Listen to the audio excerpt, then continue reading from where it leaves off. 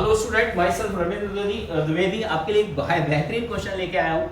ये क्वेश्चन ये है कि एक हमारे पास एक स्क्वायर लूप है जिसमें करंट आई पास हो रही है और ये एक्स वाई प्लेन में रखा हुआ है, ओके। और एक मैग्नेटिक फील्ड है यूनिफॉर्म और जो कि 45 डिग्री एंगल पर है, एक्सिस के साथ 45 डिग्री एंगल बना रहा है। और इसकी जितने भी स्क्वायर लूप की जो साइड है, हर एक का मास m है, लेंथ l है। और इसको हम लोग सिस्टम को इसी मूवमेंट पर हमने लेट फ्री कर दिया।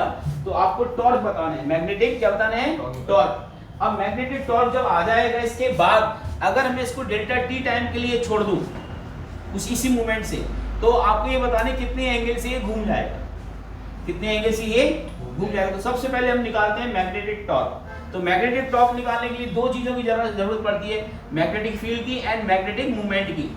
तो मैग्नेटिक डायपोल मोमेंट इस सिस्टम का क्या हो जाएगा, m वेक्टर। तो मैग्नेटिक डायपोल मोमेंट इस सिस्टम का m वेक्टर जो डिफाइन होगा वो कितना होगा, I into a वेक्टर। तो I तो करंट इसमें I नॉट है और एरिया क्या हो जाएगा L स्क्वायर। और डायरेक्शन की इसमें करंट क्लॉकवाइज है, एंटी क्लॉकवाइज, तो क्या होगा K कैप, कितना हो जाएगा, तो m वेक्टर समझ आया।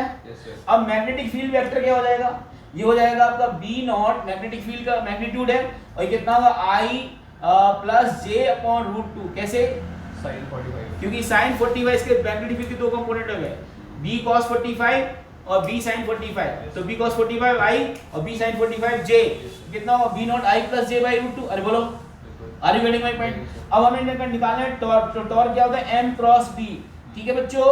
तो m क्रॉस b, तो m की वैल्यू हो गई i naught l square k cap cross b naught i plus j upon root 2।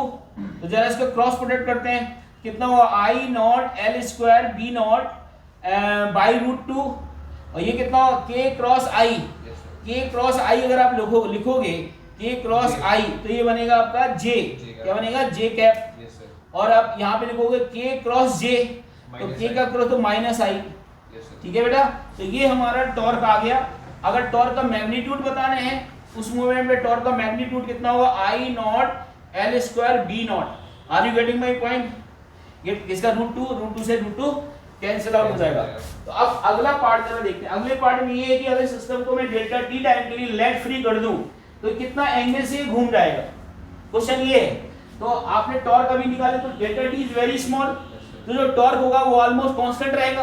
तो टॉर्क इज इक्वल टू क्या, अगर हम लोग निकाला जाए, टॉर्क इज इक्वल टू क्या होता है, delta L by delta T, delta L by delta T.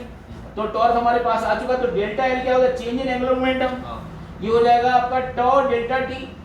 Are you getting my point. और टॉर्क की वैल्यू हमारे पास आ चुकी है, I naught L square B naught into delta T. अब आप देखो एंगुलर मोमेंटम चेंज क्या होता है, आई ओमेगा। तो आई into omega, omega change in angular velocity क्या होगी, डेल्टा ओमेगा हो गया।